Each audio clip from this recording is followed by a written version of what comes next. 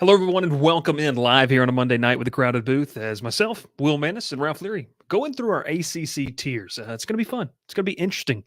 And we might get some laughs, might get some jokes, might get some anger, might get some blocks, some bans. But hey, that's all a part of it. And we'll talk about it on tonight's episode of the Crowded Booth. Pile in here and make yourself feel at home. The Crowded Booth is coming on. The Crowded Booth with Bryce Koon.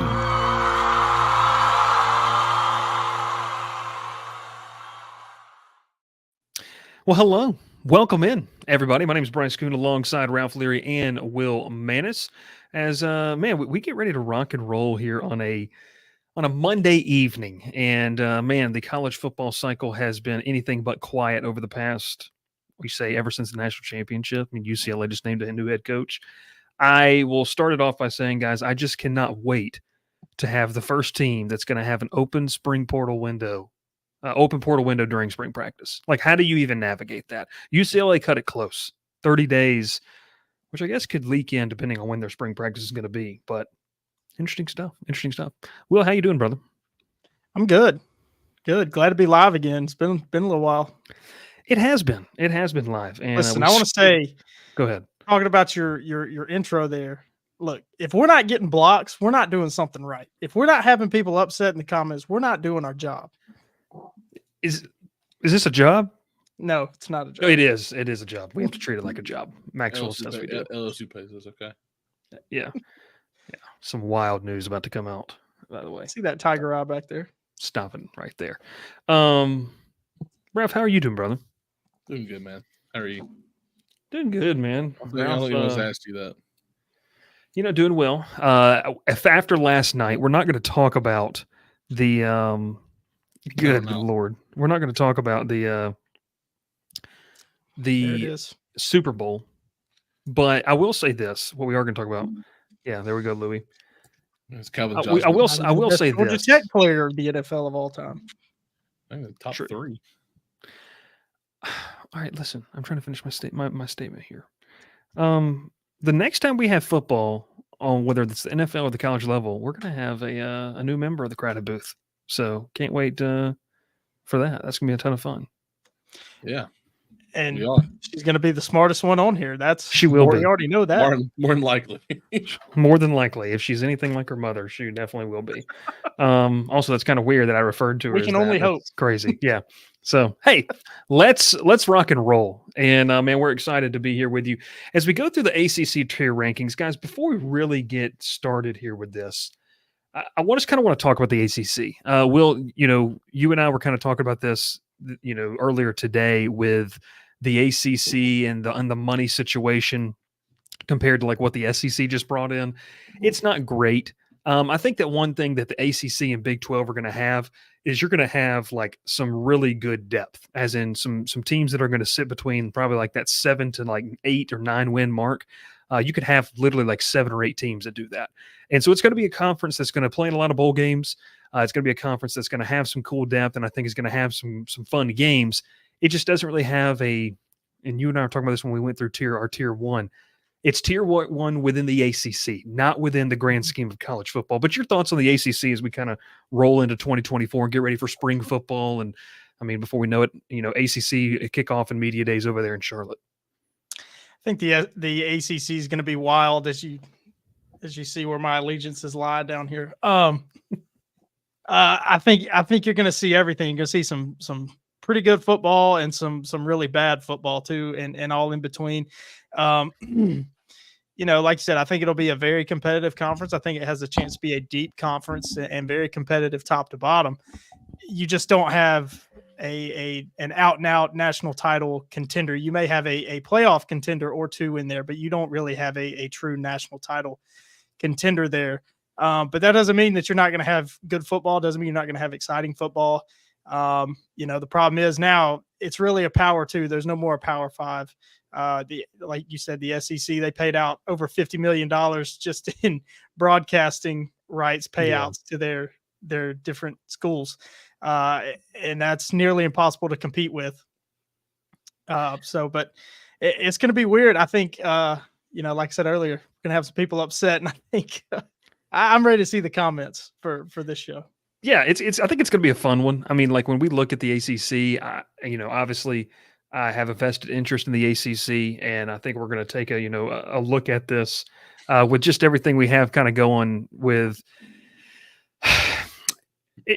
Just going within college football, like the ACC and the Big 12 are definitely a step down from the Big 10 and the SEC in terms of generating revenue. But, Ralph, look, you're a massive fan of the Group of Five. You've seen it in the Sun Belt. It doesn't mean that we can't have exciting moments. It doesn't mean that we can't have exciting football within a conference where, the team at number one, the gap between them and team number 7 or 8 may not be as large as it is like between an Ohio State or Michigan and a Rutgers or Indiana. Like there's going to be some really good competition, I feel like, within this season for the ACC. Yeah, and I mean, you go off like the past 10 so years when Clemson just dominated. And you had Florida State had its few years with Jameis and their national championship run, and then when Jimbo left, it just went downhill. And the ACC was just Clemson and no one else really.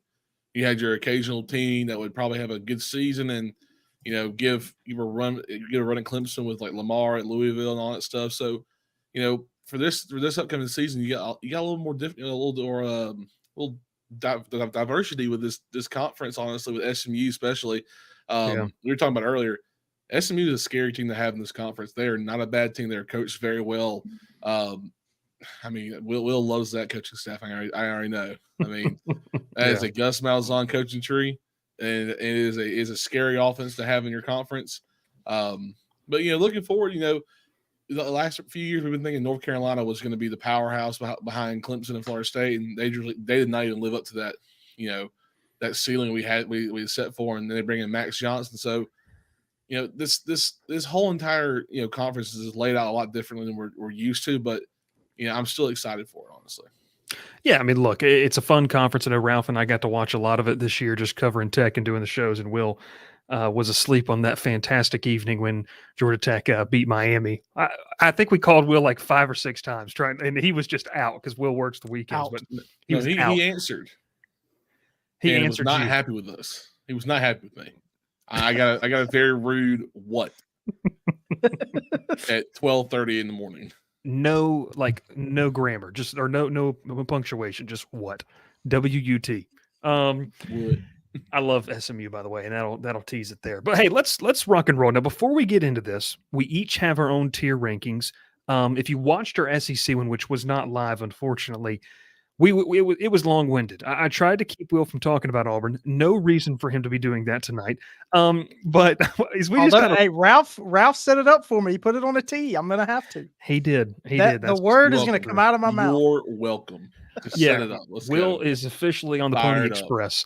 I'll say this though. What are the qualifications? Because we got a lot of questions on that. Within our SEC one, and then just kind of teasing this ACC one.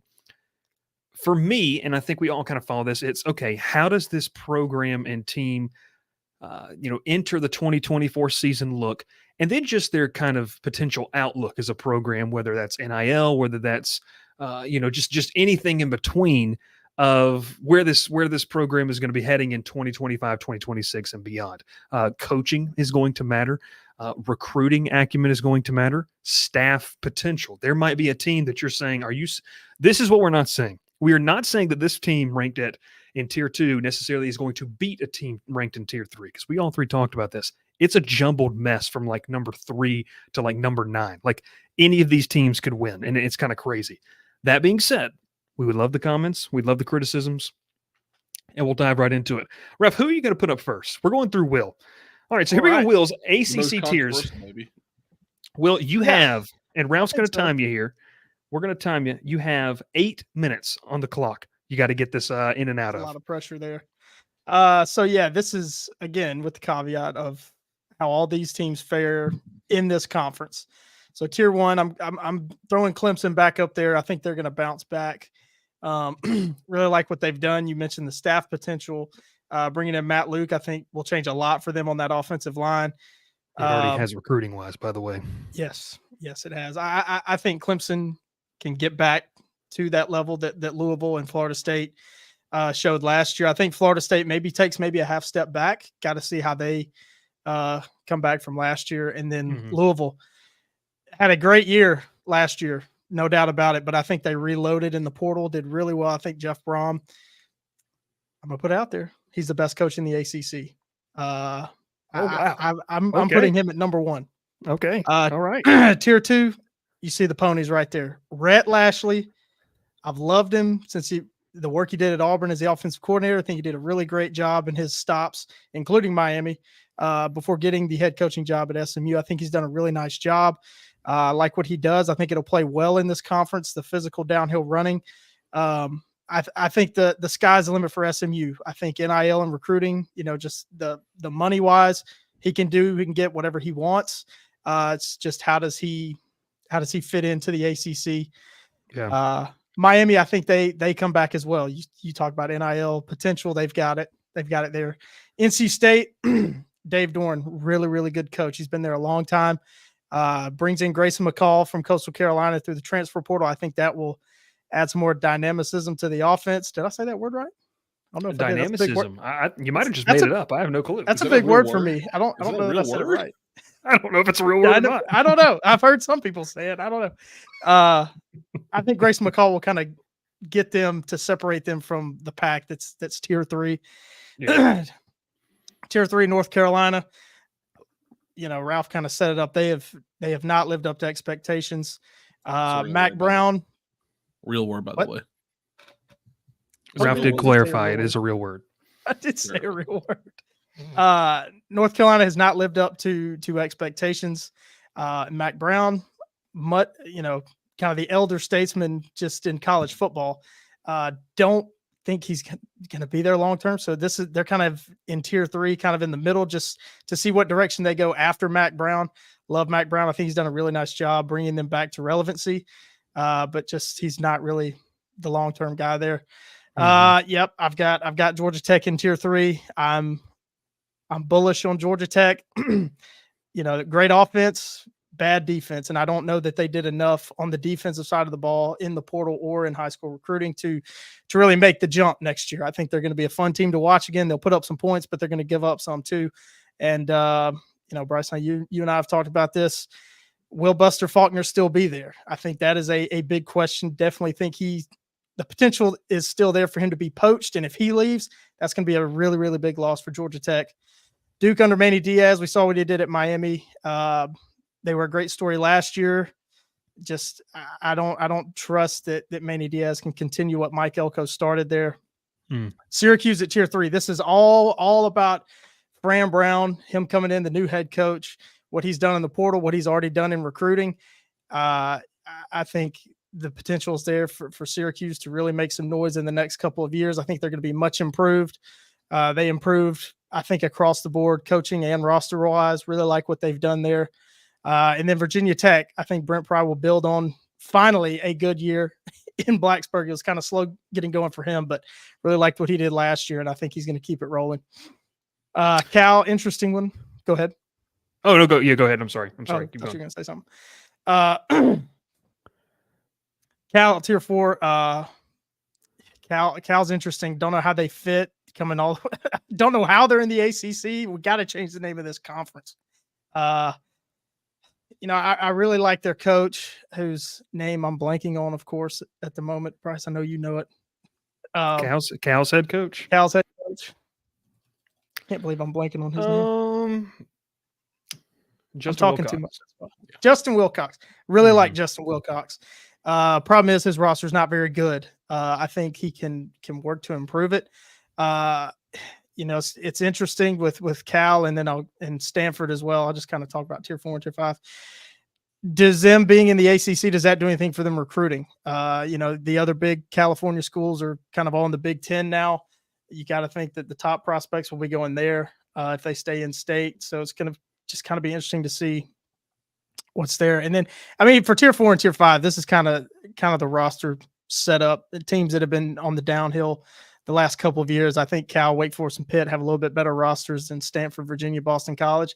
And Boston College, they're at the end of tier 5 and they're at the bottom because I think they made maybe the worst hire, the biggest downgrade in head coaches of this coaching cycle. Bill O'Brien, are you kidding me? what's he done? He's done nothing to give anybody any hope and faith since he left Penn State and went to the Houston Texans and drugged them through the mud. Did nothing as a Patriots offensive coordinator. Bryce Young kept him in his job at Alabama. It's a tough situation for Boston College with Jeff Hafley leaving. I thought he was really kind of maybe turning the corner, him going back to the NFL, and then they replaced him with Bill O'Brien. I think that is an awful, awful hire.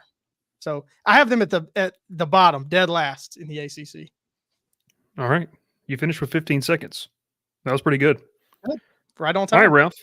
You go next, my I friend. had a minute 57 left, so I mean That's okay. I changed it to 6 minutes, so you have 6 minutes as well, Ralph. I'm going to give you 4.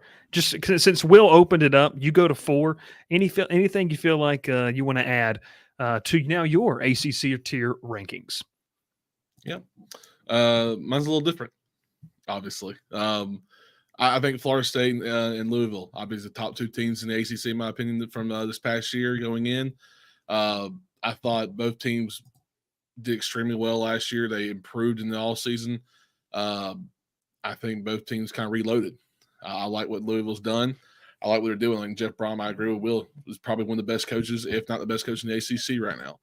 I have SMU and NC State tier 2. I think NC State is coming off a huge season last year with what was it, 6 straight wins, and then SMU, that roster is deadly. I like that roster a lot. I think they can throw it with the best of them. They're only going to get better. I mean, I think this is now the time that SMU steps into the light and becomes a regular top 15, top 20 team in the country. Clemson, look, Will already said it. Matt Luke, huge improvement to that offense and the coaching staff there. I think Kay Klubnik has his breakout year this year. I've been high on Klubnik since he was in high school. When I saw that kid play in high school on TV and shred Quinn Ewers in high school, I mean, it was impressive. They said he was committed for baseball at first, not football. Yeah, I think this is their year to finally get back to the spotlight. Tier 3, I'm never high on Miami. I cannot get behind the Miami train. The U is back. I'll never get behind it until I actually see about 5 years of competitive play straight. It's just every year there's something goes wrong with them, and they're not going to go higher than tier 3 ever for me until I see consistent play. UNC, they did not get better. I think it's a huge drop off from Drake May to Max Johnson. I don't think Max Johnson's really a terrific Power 5 quarterback. I think he was average at A&M. He didn't really do much. Didn't help their offense at all. They had Jake Johnson, who I think is a solid tight end, though. His brother, I think he's actually decent. He can actually he can help them move the ball down the field, and they're good. Georgia Tech, look, I'm not going to sit here and tell you that Tech needs to be higher because they don't. I think Tech is right where they need to be. It's a solid tier to be in. You're with teams that are normally tier 2 or higher from last year. You're sitting pretty. You got your bowl game last year. You won your bowl game. You had a great year. Mm-hmm. I just don't know what that defense is going to do from last year. Didn't think it performed very well. It was streaky at sometimes. So I cannot go higher than tier 3. I like Tech. I like Haynes King. I like what they're doing. If he limits the interceptions this year, we're talking about a easily tier 2 team. Duke's in a weird position. They got their head coach poked. The quarterback got poached. The whole offense got poached. I don't want to move them down from tier 3. I think Manny Diaz is a good higher. So I like them at tier 3. They could possibly tier 4 if really the season goes to the crapper. Tier 4, look, I like Boston College, okay? I'm throwing there because Thomas Castellanos is back. I think he's a great quarterback. I think he's dynamic. He can run with the best of them. He's got a great arm. He's another reminder of Haynes King for me. If he limits the interceptions, dude, he's gonna be a top quarterback in the country. I really believe that. Virginia Tech, I'll be honest, I don't know much about Virginia Tech. I didn't watch a single game of them last year. I have even admitted that to Bryce and Will the other day. I just have not watched them play much this year or last year. Sorry, and I just don't want to say anything about them. I know they got better last year, toward the end of the season, I think. But yeah, I put them at tier 4 because I don't think they're nearly as bad as tier 5. Cal, look, that roster's good. I think they have a solid running back. The weird thing is it's just the traveling for them and the time change I have to deal with. I mean, they had to go Auburn gained to them last year, and that time change is a little strange for them. Now they're coming to the East Coast to play every road game. So that's a lot of flights. That's a lot of time, spent flying. So this will be a weird season for them and a very big adjustment for them. Wake Forest, they just need a quarterback. I don't think their quarterback play last year was bad, and it just was never consistent. They could never get a foot going with it, and it made their season go just kind of downhill. It was very disappointing. And after hearing what Will said about Syracuse, I feel like I need to move Syracuse up to tier 3, honestly. I think Fran Brown's doing great. I think they're going to even get better. Kyle McCord, I think he'll have a better season now. It's not as much weight on his shoulders as Ohio State. It's Syracuse is not looking for a national championship run. They're looking to play, conference championship or bust. Maybe a New Year's Six Bowl or bust. So maybe he calms down there and he feels more comfortable there than he was at Ohio State. In tier 5, look, Stanford to me, I love their quarterback. I thought he was really good last year. He showed a huge improvement in that Colorado game when they came back and won in double overtime. I think it's Ashton Daniels, if I'm not mistaken on that. You were the only person watching that game. I was the only one awake, probably. It was like a 1:00 final. I like what Stanford's doing, but the same thing with Cal is just that travel time, man. That's a long flight. It's going to affect some of these players. Virginia has not gotten better to me. I think ever since they just they had that 20 seconds on the clock. Yeah, 2018, 2019 season they beat Virginia Tech on the road to win the first rivalry game they played in like 10 years. That's the last time Virginia was relevant, in my opinion. And then it just had not got better. And Pitt fell off. They really fell off after Kenny Pickett left. So I'll end it there. Well done. All right. So I like it. We are going to now we're going to roll on to mine. Here's where I kind of sit. And so I'll offer some insight on this. Here's my ACC tiers. We're going to start here at the bottom. With Virginia, Pitt, and Stanford, I think that this is the bottom of the ACC in terms of Stanford has a rebuilding project. Their head coach, Troy Taylor, was at Sacramento State, very, very successful at the FCS level. I feel like they went 3-9 last year. He is going to have to fill some holes and get his feet wet in terms of, maybe higher level college football and just more consistent conference. Pac-12 was very, very good last year, but you guys have known this. It's been essentially a top-heavy conference. The ACC is not a top-heavy conference. You can play your way into the middle fairly easily. Stanford's got a ways to get there, to me, to be able to kind of be a consistent person there. We're going to roll with Pitt here. And the next thing, look, Pitt, for me, it's their quarterback situation. Eli Holstein transfers from Alabama up there. They've got a former Penn State transfer in Christian Villou as well. They do get a new OC, Western Carolina's Cade Bell, who is known for a high-profile offense. Can that translate with Pat Narduzzi over there? Massive offensive line issues at Pitt the past couple of years. They signed a couple. Can that transform, in my opinion, to play at the ACC level? Yes, we'll see. And then just from a program outlook, I think Pitt's a spot they had a guy this is going to be kind of considered weird, but we're talking within the ACC, not nationally. But they had a guy who was a really, really good quarterback and a transcendent talent for them in Kenny Pickett. That's what it took to take them to the top of the ACC. So if they can find that, I'm cool with putting them in tier 4, maybe tier 3. And then Virginia for me. Look, Tony Elliott, I think if he has a really, really bad year, they could be trying to kick down the door and see what they could do outside of maybe he and this regime. It was going to be a rebuild project, just not really high on what they have going on there. All right, we roll into Wake Forest now. Look, Dave Clawson, I said this when Georgia Tech went up there to play them this past year. Dave Clawson is a very, very good head coach. He has taken below average and average Wake Forest teams to higher prominence within the ACC. It was a down year. They've got to find the quarterback situation. And guys, somehow, some way, Hank Bachmeier is going to be an option for them this year. Former Boise State quarterback, then went to Louisiana Tech. And he's going to be, in the mix. Apparently it's an open competition. We'll kind of see what happens there. But Wake Forest is a program that I think at the very bottom should be a tier 4 program. They should never be a cellar dweller going forward in the ACC. Boston College, I know Will and I talked about this. I liked Jeff Hafley a lot, and I think Hafley was a really good coach, and he's burnt out. Bill O'Brien, to me, it's not that you're going to be awful. It's just that I just don't know if Bill O'Brien moves you to the needle to be a contender in the ACC.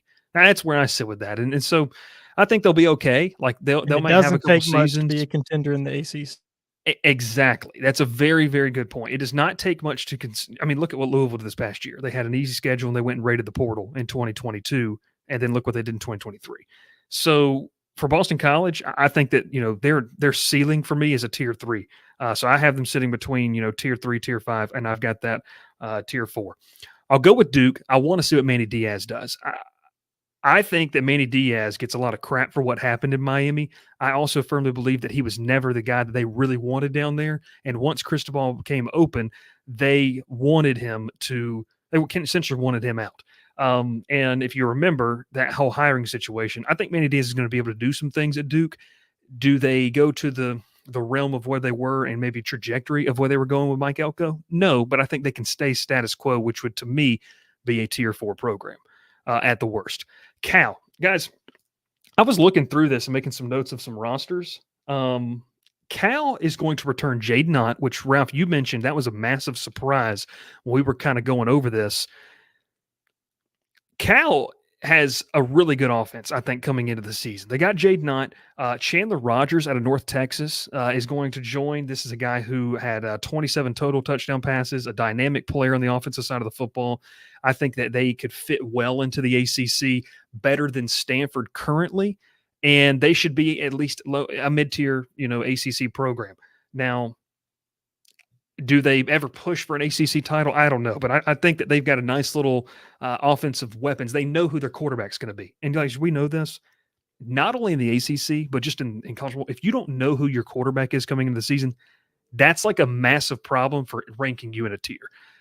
They know that. Like, they know who their quarterback is going to be. So I like that. We keep rolling down the line here. Syracuse, you guys have mentioned Fran Brown. We can talk about Kyle McCord. Fran Brown's biggest acquisition was not a player. It was Elijah Robinson off that defensive line or the defensive coaching staff over at Texas A&M. That guy is an elite recruiter, and I can tell you firsthand because a lot of the kids that LSU got to flip from Texas A&M or out of the portal from A&M were there simply because of Elijah Robinson. Elijah Robinson held that defense together, held that staff together when things were not going well, was the interim head coach as well. A lot of respect for him, and he is an elite recruiter. So I like what he brings to the table. I think that there is some really, really good outlook when you talk to some people who are in the recruiting game about what they could do up there. Are they going to be a top 10 program in the country? No, but there's no reason why Syracuse can't be a tier 3 or higher program going forward. So I like the outlook that they have.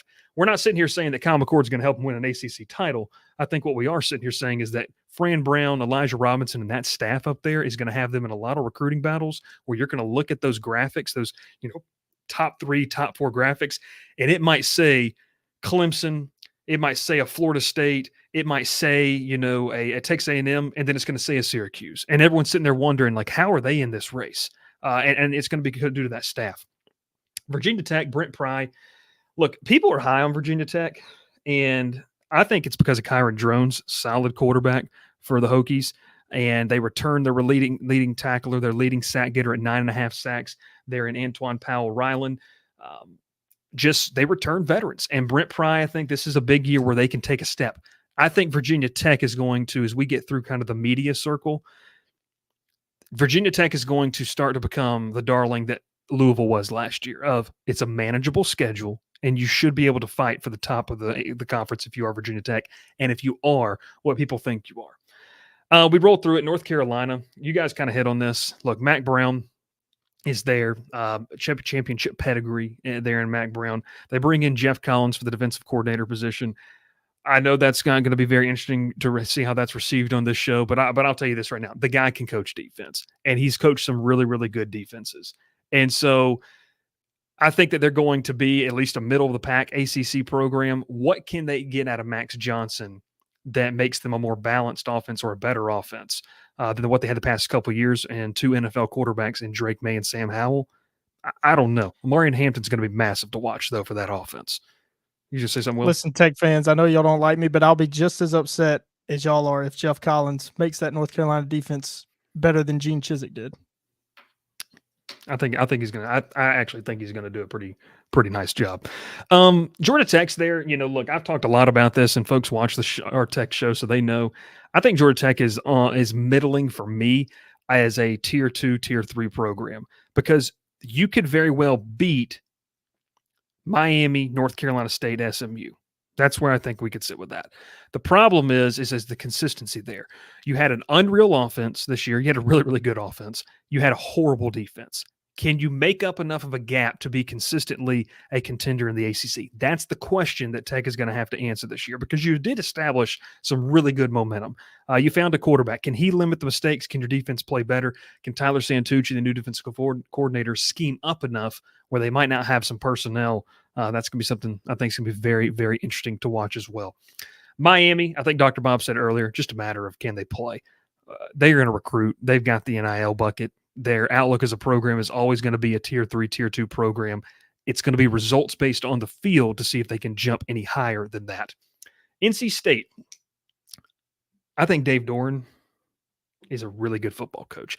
I will tell you one thing. We've said this a lot, guys. The ACC has some really good underrated football coaches. And I think because of the lack of talent that they bring in and not being a high-profile program, they have to do a lot with a little. And you're seeing that. Like, Dave Doeren does a good job. Now, you mentioned that run that they went on. MJ Morris is out the door. Brennan Armstrong is out the door. In comes Grayson McCall. How does that going to work? Is McCall going to be able to make that jump up to the Power 5 level with maybe some more talent around him? I will tell you this. NC State always finds a way to be competitive. And I like what they bring to the table. I like the mentality they have.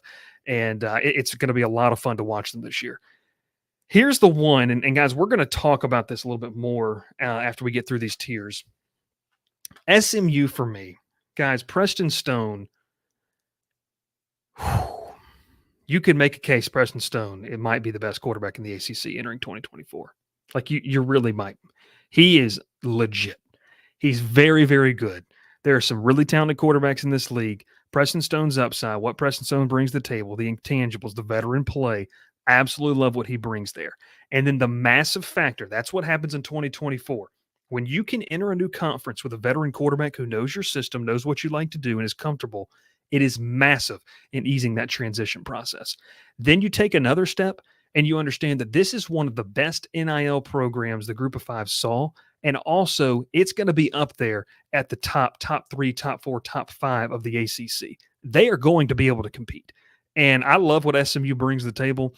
I know we had some comments about, just why are people high on SMU? You have a really good play caller. You have a really, really good quarterback, and you have an NIL program, and you are in a recruiting hotbed there in the state of Texas in Dallas.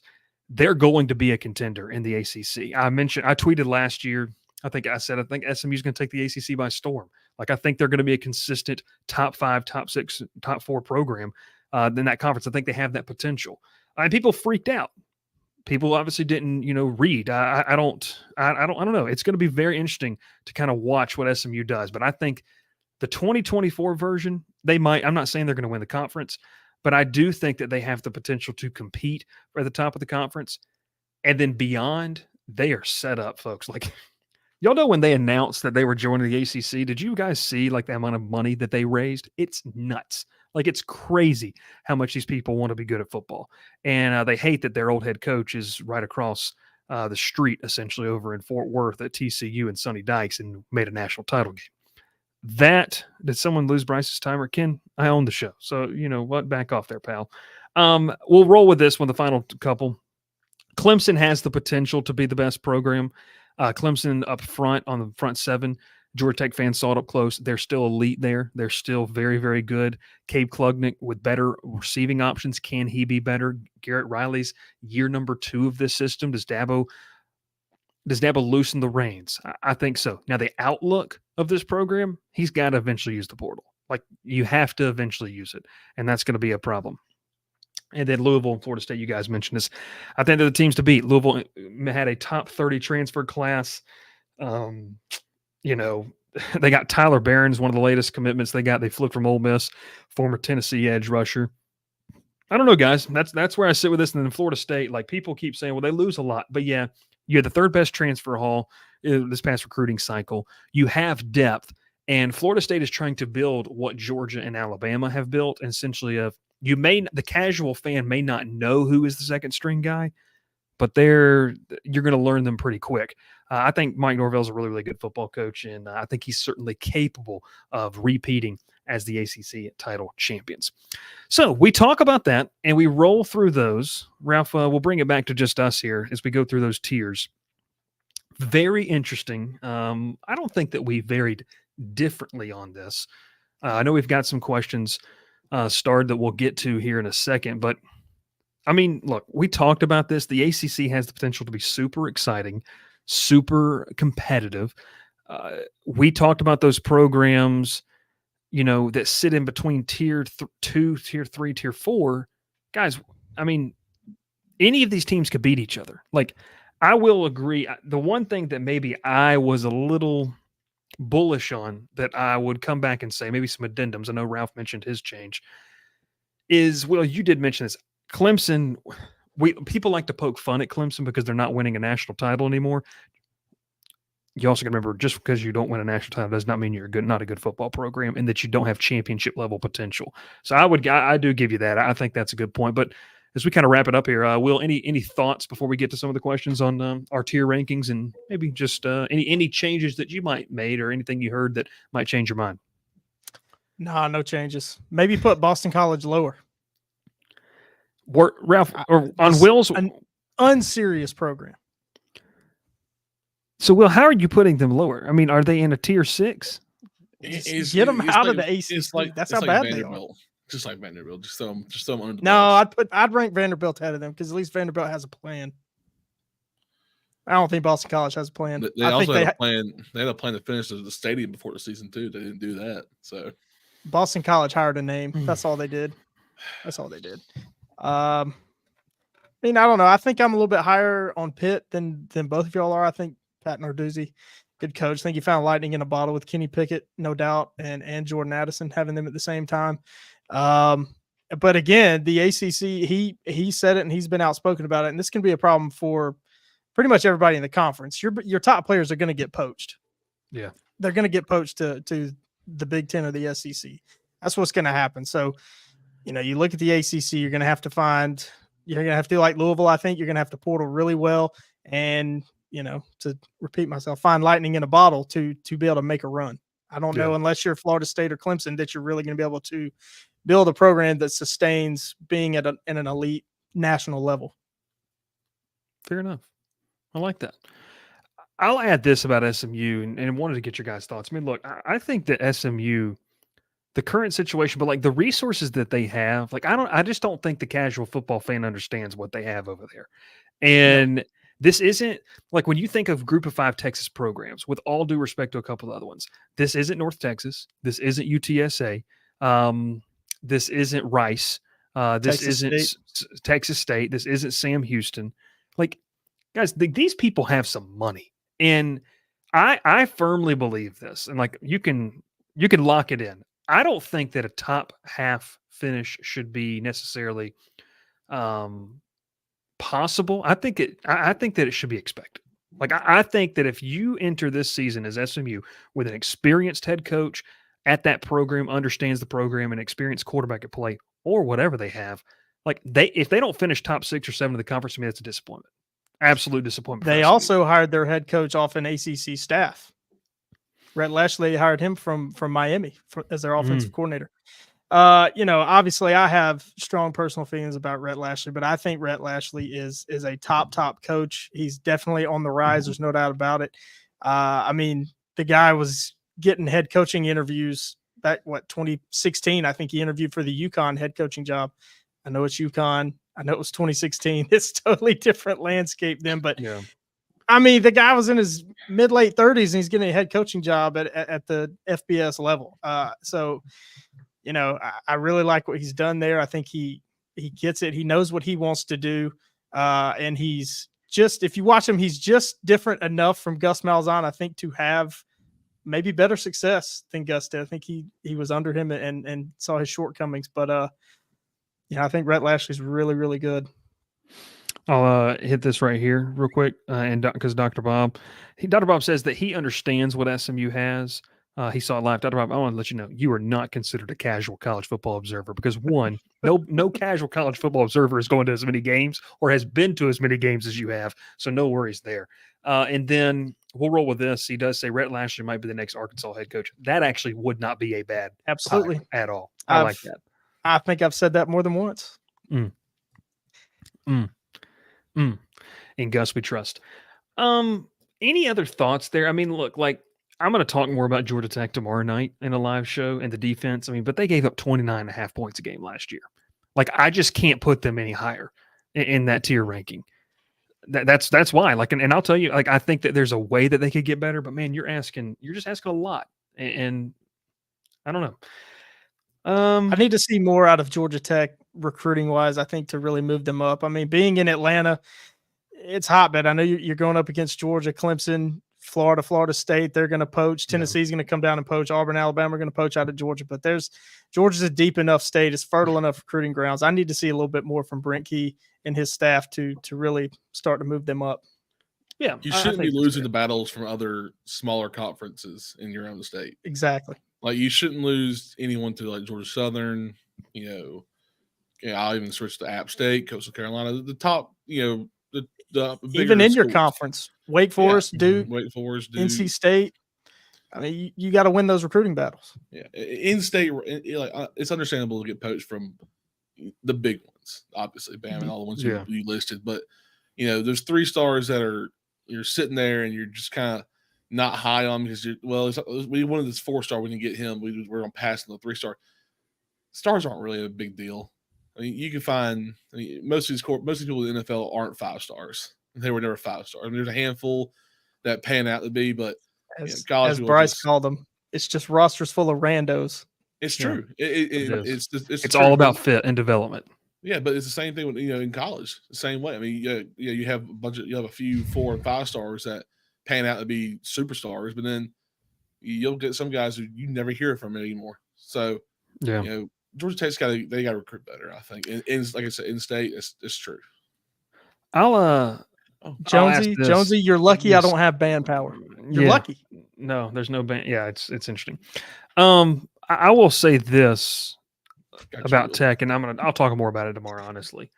Tomorrow night, tune in, 7 p.m. Central, 8 p.m. Eastern. I'm going to go live and talk about that defense. Ralph's going to be pumped to be a part of that. Ralph's going to be hope that he drives tomorrow.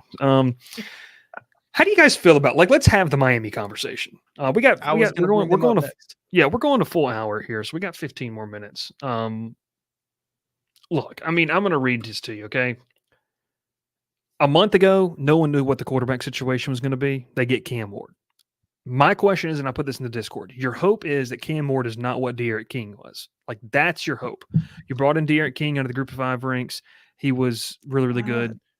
He was okay. But he came back like another year. He did come back. Well, no, he missed a year and then came back a second year. Gotcha. So I just think that honestly, the talent's there. At what point under Mario Cristobal, what's the outlook of a program like Miami? How much more can you continue to bring in? Like, they have talent. As they have championship level talent. And I know Ralph said that stars don't matter. And I get that for 100 programs. But a select 20 or 25, they do matter. And those are the teams that you consistently see at the top of the college football world. Miami is probably in, and I want to look at this, and I'll look at this when you guys talk about it. But Miami, I would feel safe to say, 24/7 does a talent composite roster, like they do that ranking. Miami's got to be a top 30 program. And there's no reason that they should be underachieving as much as they are. So obviously it comes down to coaching, but want to get your thoughts on this Mario Cristobal situation, and at what point does this click for Miami? I mean, I don't think if they win and legitimately push for the playoff with Cam Ward at quarterback, I don't know that they're ever going to. Cam Ward is without a doubt the best quarterback Cristobal has had at Miami, and if he can't, make the ACC title game or maybe finish third in the ACC and be a legitimate playoff contender this year, I don't know that he's ever going to be. See it. Dr. Bob said at the playoffs, he didn't even sniff the playoffs with Justin Herbert. He lost had Herbert as a 4-year starter and lost to a true freshman in 2019. You know, I said at that game, watch him. I don't know. Chris Paul's an offensive line guy, so he's going to want to run the ball. I don't know. I don't know that really matters because I think he is a really good coach. I think maybe he gets in his own head too much. I think that definitely happened against Georgia Tech last year. Yeah, safe to say. Yeah. So if you can't do it with Cam Ward, I don't think he's ever going to. And I would say Cam Ward's more talented than Justin Herbert was in college. Yeah, that's one of my worst sports takes of all time. I thought Justin Herbert was going to be trash. I didn't think he was going to be good either because I reiterated mine last night to Will about Chase Young being terrible, and then he was terrible till last night. So, well, that game against Auburn, I thought he was bad. I was like, this guy's been a 4-year starter. They don't give him the keys to the offense. He's throwing screens the whole game. He can't be that good. But I mean, obviously wrong. All right. So real quick, I wanted to get this because this is something that I think is crazy. So last year, Miami had the 12th best roster for the 24/7 Sports Talent Composite Ranking. That takes in every single major media company that you would do in high school rankings and put that up there. And if you say, well, Bryce, it doesn't matter. Well, go look at the teams at the top and tell me, those are teams that are contending each and every single year for a college football playoff. So I just think outside of A&M, obviously, A&M's the anomaly there at number 4. I just don't know, when it doesn't click. Because, you had Tyler Van Dyke, who started his career at Miami, and people were like, "Oh my gosh, this guy's got something going," and then just absolutely, it's just wild to me. They just cannot find it. But look, I say this, and I got made fun of on our LSU message board about this. I said, look, if Miami starts winning, that is a sleeper giant type of program. That's what they are. They're a sleeper program that could be an absolute giant in this sport. But they just have to find a way to translate it to on-the-field success. So, yeah. They've got some weird factors going for them. They don't play their home games on campus. I think that's the biggest travesty in college sports. You don't play your home games on campus. But I don't know that matters. It shouldn't matter because they've never played their home games on campus. When they were winning national titles as an independent in the 80s and 90s, before they even joined the ACC, they were a national power. So they were the Big East without a doubt. The ACC, I believe, weren't they? Yes. Yeah. Wow. Yes. Wow. It's no doubt probably the biggest sleeping giant in the country right now. Let's end it with this. Who's your sleeper team in the ACC? I know we've all kind of teased this. Ralph, we'll go with you first. Sleeper team, that maybe is this next year's Louisville. I know we've talked about Virginia Tech, SMU. Look, we can throw Georgia Tech into that category as well. But who's a team that you just think you're excited to watch how they develop and they move forward? I'm going to long win this question here. I've mentioned this on the Georgia Tech side of things. If you are in tier 3, 4, and 5 of the ACC, you have to win to stay relevant. To stay because as we move where we kind of all think they're moving into this college football world of where it's already the big 2 and maybe they want to extend an ad. You got to prove your worth. And so what team for you, Ralph? What would you roll with? I think I just got to go roll with SMU. I know I have them tier 2, but first year in the Power 5 conference, they got a tough schedule. I think they rise to the occasion. I think they show up. I think they go 9-10 wins in the ACC first year. They're capable. They're very capable of doing it. They hit the portal pretty well, and they're going to be a fun team to watch. I'm high. Like I said, I'm high on SMU. I'm excited for them. I'm still shocked they didn't take the Big 12 offer though. I thought it just made more sense, but it worked out in the end for them. Yeah. Will, what you rolling with? I think I'm going to shock everybody because I'm changing on the fly here. I was going to go Syracuse, but now I'm looking Boston at their College. Schedule. No. Syracuse in the middle of their schedule, they play Clemson, North Carolina, Florida State, all back-to-back, no bye weeks. I think that kind of knocks them out. If we're looking for next year's Louisville, I'm going Georgia Tech. Georgia Tech has a very manageable schedule. They open with oh, wait, never mind. I'm looking at the wrong year. I'm stupid. Never mind. Okay, hold on. Yep. Nope. I'm going. Nope. I'm going Syracuse. What are we I'm going paying Syracuse. for? I don't get paid at all. I'm going Syracuse. What I said about just a second ago, they have a very manageable schedule. They avoid the top 3 teams that I would say in the ACC. The 3 in my tier 1, Clemson, Louisville, Florida State. They do not play any of those 3 in the regular season. They do finish here with Miami. I think that might be the tough. Well, they have NC State in the middle. I mean, those are their 2 toughest games. Manageable schedule, very easy schedule, in my opinion. No big out of conference games either. So if they can be sneaky and play their way into the ACC title game, could they possibly be a top 12 and get that at-large spot? Kyle McCord, I think, good game manager. Has experience, did it with Ohio State, played in big games this year for them. I think he can come in and steady that ship and really get Fran Brown's program rolling.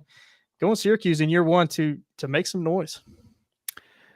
All right, I'm going with mine, and it's not the hoodie I'm wearing. I'm going NC State because I was looking at the schedule here, guys, and I love Dave Doran. I feel like he is a guy that really invigorates that fan base, really does a good job with that roster, getting a lot out of it. If they can find consistent play, and the key is going to be with Grayson McCall. Guys, look at their schedule. They have a primetime opportunity there in week 1. Week 0, they're playing Western Carolina. Week 1, they're going to play Tennessee, in Charlotte. They're going to get this Nico-led Tennessee offense the week 1. That's where you want to get them. If they can somehow pull off that upset, they only play one more tier 1 team. They're going to play Louisiana Tech. They're going to go on the road at Clemson. But, folks, they have beat Clemson before. I absolutely love that. NIU, Northern Illinois, still lives in the hearts of Georgia Tech fans from a couple years ago. Wake Forest, Syracuse, they go to Cal. That's going to be a rough one. But, guys, they go to Cal, and then they get a bye the next week. That's massive for that schedule. Home against Stanford, home against Duke, a bye week. They go to Georgia Tech, and then they go to North Carolina. I think they can make a run. I really like their schedule. I like the way things shake out for them. And I don't know, guys. I really, really like what they bring to the table. I like Dave Doran. I like NC State. And, man, I know we joke about it. And, like, the ACC is not the Big Ten or the necessarily the SEC in terms of star power.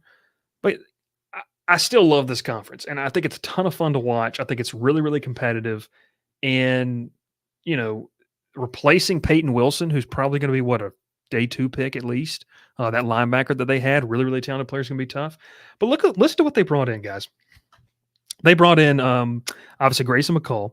They addressed these needs. Wide receiver, they brought in Ohio State's Noah Rogers, who was really, really good, just couldn't get on the field there. We know why.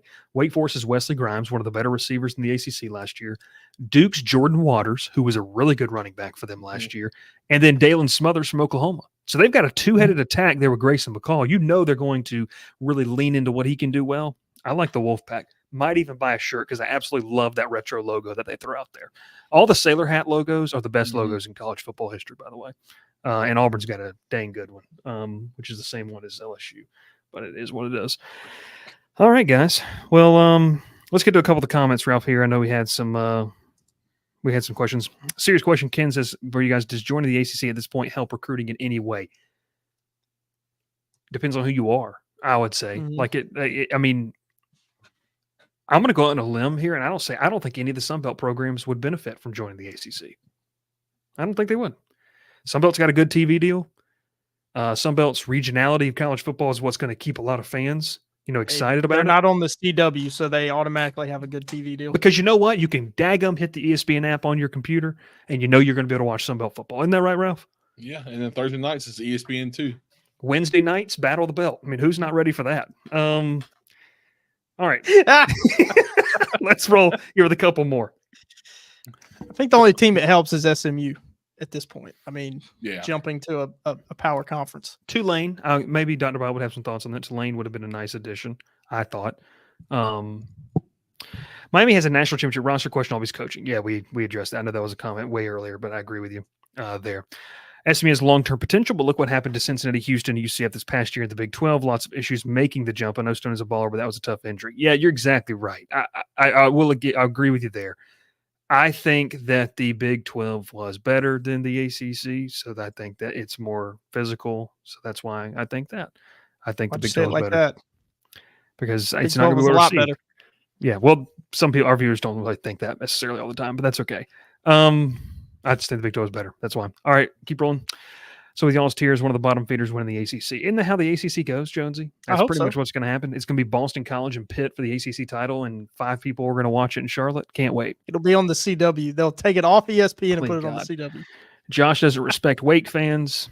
I feel like there's just so much more brought into that we don't need to know about. Yeah. Oh my gosh. There it is. Okay. And there we go. So, do you guys think GT academic requirements affect their recruitment? Yes, yes, 100%. And yes. 105,000%. This is the comment of the night. Mr. Singh, you're getting a $10 gift card to the Crowd Booth store for this one, by the way. The last time the U was feared was when I barely knew English. That is amazing. Amazing content. We're going to DM you over on Discord to get that. That's that right there. But hey, we appreciate you watching. We're going to be live every single Monday night throughout the off season, talking college football. We're going to pick some topics. If there's topics you'd like for us to talk about, we will definitely address that. The live shows will be a little bit longer. And if you're on YouTube and you're watching, you're going to find some smaller shows unless Will's talking about Auburn. Those will be long-winded, but that's fine. Talking Auburn football. But we're going to have those as pre-recorded episodes. We appreciate you. Thanks for listening, whether that's on Spotify or Apple Podcasts. You guys are killing it. Make sure to leave us a review there. And, man, check us out on all social medias. And Maxwell Joseph says, speaking of spending money on the Crowded Booth, we're going to be launching some fundraising stuff as we get ready to roll in with some new content here in the new year that we want you to bring and be a part of. Will Manis, Ralph Leary, great comment section on fire tonight. My name is Bryce Koon. Thanks so much for tuning in. This has been ACC Tiers, ranking them. Let us know in the comments what you think. There's another ism I like to bring. Thanks for watching the Crowded Booth. Pile in here and make yourself feel at home. The Crowded Booth is coming on. The Crowded Booth with Bryce